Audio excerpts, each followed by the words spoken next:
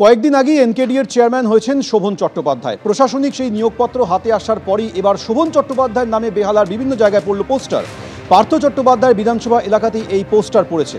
আর এই পোস্টার পরেই জল্পনা তৈরি হয়েছে, দলে যোগ দেওয়ার আগে কি তাহলে সক্রিয় হচ্ছেন শোভন চট্টোপাধ্যায়ের অনুগামীরা?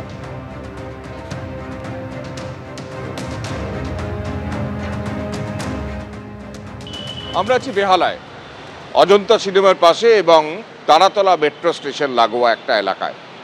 এখানে একটা পোস্টার এবং এই পোস্টার ঘিরে বঙ্গ রাজনীতিতে একটা নতুন করে জল্পনা তৈরি হয়েছে।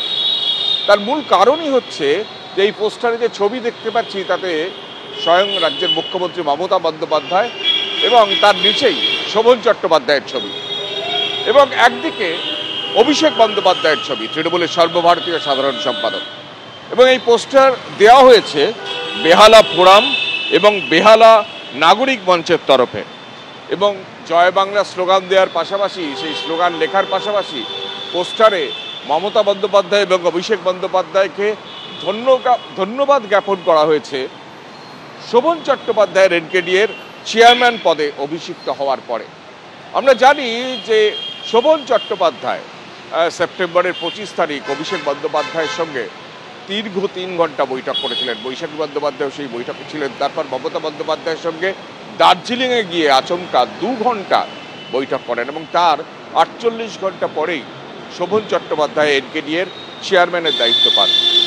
এই পোস্টার যেখানে ফেলা হয়েছে সেই এলাকাটা বেহালা পশ্চিম এলাকা, অর্থাৎ সেখানকার বিধায়ক রাজ্যের প্রাক্তন শিক্ষামন্ত্রী পার্থ চট্টোপাধ্যায়, তিনি আপাতত জেলে। তাহলে কি নতুন সমীকরণ তৈরি হচ্ছে বেহালার রাজনীতিতে? বেহালা পূর্ব, যেখানে শোভন চট্টোপাধ্যায় বিধায়ক ছিলেন, সেখানে এখন বিধায়ক হচ্ছেন শোভন চট্টোপাধ্যায়ের স্ত্রী রত্না চট্টোপাধ্যায়। তাহলে কি বেহালা পশ্চিমে শোভন চট্টোপাধ্যায়ের অনুগামীরা সক্রিয় হচ্ছেন? এই পোস্টার সেই একাধিক জল্পনার জন্ম দিচ্ছে। এখন দেখার, সামনের বিধানসভা নির্বাচন মাস 6 পরেই, তার আগে এই পোস্টারের যে ইঙ্গিত সেটা বঙ্গ রাজনীতি বা রাজ্যের বিধানসভা ভোটে কোনো প্রভাব ফেলে কিনা। ক্যামেরায় শুভঙ্করের সঙ্গে কৃষ্ণেন্দু অধিকারী, এবিপি আনন্দ, কলকাতা। পরের খবরে আসবো এবার উত্তর 24 পরগনার খামারপাড়ায় তৃণমূলের গোষ্ঠীদ্বন্দ্ব। তৃণমূলের ব্লক সভাপতির নাম ঘোষণা হতেই বিক্ষোভে তৃণমূলের অপর গোষ্ঠী।